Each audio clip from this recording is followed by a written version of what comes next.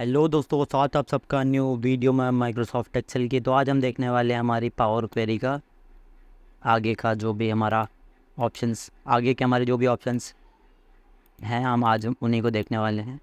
तो इससे पहली वाली वीडियो में अगर आपने नहीं देखी है तो हमने स्प्लिट कॉलम्स तक के जितने भी हमारे ऑप्शंस हैं इनको हम देख चुके हैं। आज हम देखने वाले हैं हमारा group by. Group by basically हमारा बहुत ज़्यादा इम्पॉर्टेंट टॉपिक है पावर क्वेरी के अंदर। ग्रुप बाय ऑप्शन बेसिकली क्या करता है, ये आपके डेटा को ग्रुप कर देता है। जो भी ऑर्डर्स रिपीट हो रहे होते हैं, डुप्लीकेट होते हैं उनको ग्रुप कर देता है। जैसे मान लीजिए आपने एक ऑर्डर किया, ठीक है, वो ऑर्डर है फर्नीचर। वो फर्नीचर मल्टीपल टाइम्स आपकी ऑर्डर लिस्ट में है और आपको उसकी सेल्स या प्रॉफिट देखना है, तो आप ग्रुप बाय ऑप्शन का यूज़ करेंगे। इसकी मदद से क्या होगा कि जितने बार भी आपका वो जो फर्नीचर काउंट हो रहा होगा ऑर्डर्स के अंदर, उसका वो फर्नीचर को 4 बार या 5 बार जितना भी उसका काउंट होगा, उसका वो काउंट और उसके सेल्स जो है वो उसको टोटल करके दिखाएगा, हमें बेसिकली ग्रुप करके दिखाएगा। तो चलिए अब इसे प्रैक्टिकली एक बार समझ के देखते हैं। हमारे पास यहाँ पर जो ऑर्डर्स हैं उसमें हमारे पास कैटेगरीज़ हैं एंड सब कैटेगरीज़ हैं। कैटेगरी हमारे पास 3 तरह की हैं, जिसमें हमारे furniture, office supplies and technology है। एंड इसी की सब कैटेगरीज़ बनाई गई हैं जो कि हमारे पास ये हैं। यहाँ पर हमारे पास 15-20 सब कैटेगरीज़ हैं, जिसमें हमारे पास accessories, appliance, art, blinds, bookcases, chairs etcetera, ऐसे हमारे पास सब कैटेगरी हैं। अब मैं क्या देखना चाहता हूँ, मैं देखना चाहता हूँ कि जितने भी हमारी कैटेगरी हैं इनका काउंट क्या है बेसिकली, ठीक है, कि furniture, office supplies and technologies, इसका काउंट क्या है, कितने बार इनकी सेल्स हुई है, ठीक है। तो मैं वो देखना चाहता हूँ। तो उसके लिए हम सिंपली क्या करेंगे, ग्रुप बाय का यूज़ करेंगे। तो हम ग्रुप बाय पर क्लिक करेंगे। यहाँ पर हमारे पास एक डायलॉग बॉक्स ओपन होगा, इसमें हमारे पास 2 ऑप्शन है, बेसिक एंड एडवांस। पहले हम बेसिक्स पे देखेंगे। बेसिक्स में हम सबसे पहले कैटेगरी हमारे, जैसे कि हमने कैटेगरी के ऊपर ही हमें ग्रुप बाय करना है, तो हम न्यू कॉलम नेम हमें काउंट रहने देंगे, क्योंकि हमें काउंट देखना है कितना काउंट हुआ है, और इसको काउंट रोज़ ही रहने देंगे। यहाँ पर हमारे पास और भी ऑप्शन हैं, जैसे sum, average, median, minimum, max. Then okay पे प्रेस कर देंगे हम, तो हमारे पास काउंट आ जाएगा। फिर देखिए ये हमारे पास यहाँ पर काउंट आ चुका है कि फर्नीचर की सेल्स कितनी हुई है, count basically office supplies and technology. अब अगर मैं सब कैटेगरी का देखना चाहूँ इसी तरीके से तो मैं देख सकता हूँ, बट अब मैं चाहता हूँ कि मैं इनकी सेल्स देखूँ, सब कैटेगरीज़ की सेल्स देखूँ कैटेगरी वाइज। तो उसके लिए हम क्या करेंगे, सबसे पहले हम इस स्टेप को रिमूव कर देंगे, जो कि हमारा ये अप्लाइड स्टेप्स में, तो हम यहाँ पर कट कर देंगे, तो हमारा अनडू हो जाएगा। वापस से हम सब कैटेगरी के ऊपर जाएंगे। सब कैटेगरी में अब हम देखेंगे हमारा एडवांस वाला ऑप्शन। बेसिक ऑप्शन तो आपने देख ही लिया, अब हम देखेंगे एडवांस ऑप्शन।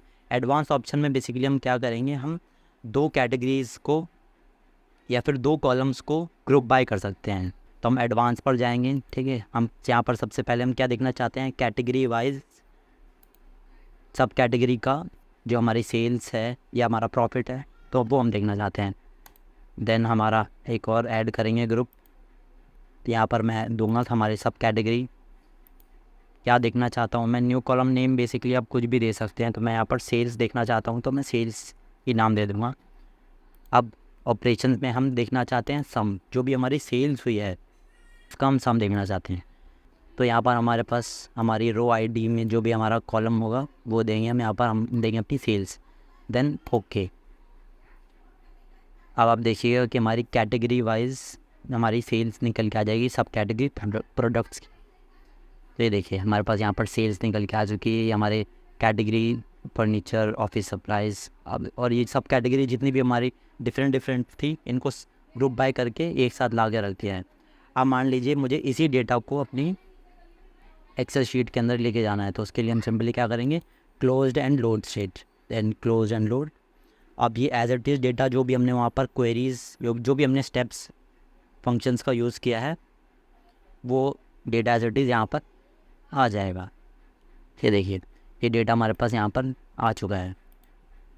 एक चीज़ मैं और बताना चाहूँगा आपको, जैसे कि आप मान लीजिए आपको यहाँ से डेटा बाई चांस आपसे डिलीट हो जाता है, तो इसको रिट्रीव कैसे करेंगे वापस से इस प्रोसेस के थ्रू। अगर आपको नहीं जाना है कि वापस से आप डेटा में से चीज़ें चुनें, तो उसके लिए सिंपली क्या करें, जैसे मान लीजिए मैं यहाँ पर इसको डिलीट कर देता हूँ।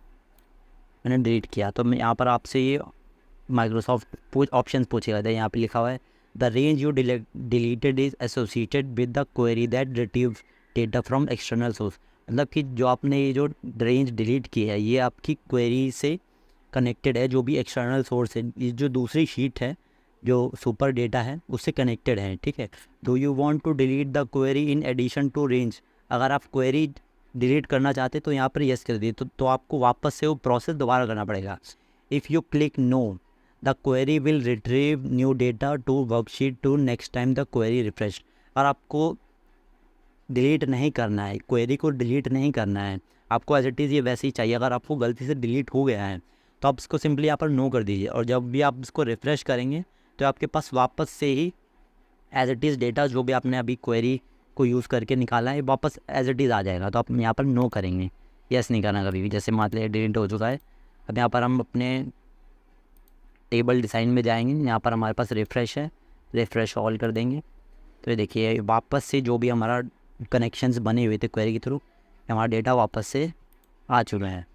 तो कभी भी अगर डिलीट भी हो जाए तो आप नो ही करिएगा, यस मत करिएगा। यस से जो है आपको वापस से कनेक्शन बनाने पड़ेंगे, वापस से जो भी आपने प्रोसेस किया है वो करना पड़ेगा। तो आज की वीडियो में इतना ही। अगली वीडियो में हम देख लेंगे इसके आगे के पार्ट जो कि हमारे हैं जॉइंट्स। जॉइंट्स क्या होते हैं पहले हम उन्हें समझेंगे, देन उसको हम प्रैक्टिकली अप्लाई करके देखेंगे, ठीक है। तो आज की वीडियो में इतना ही, आपसे मिलता हूँ मैं अगली वीडियो में। तब तक के लिए do like share and subscribe for more videos. धन्यवाद आपका वीडियो देखने के लिए।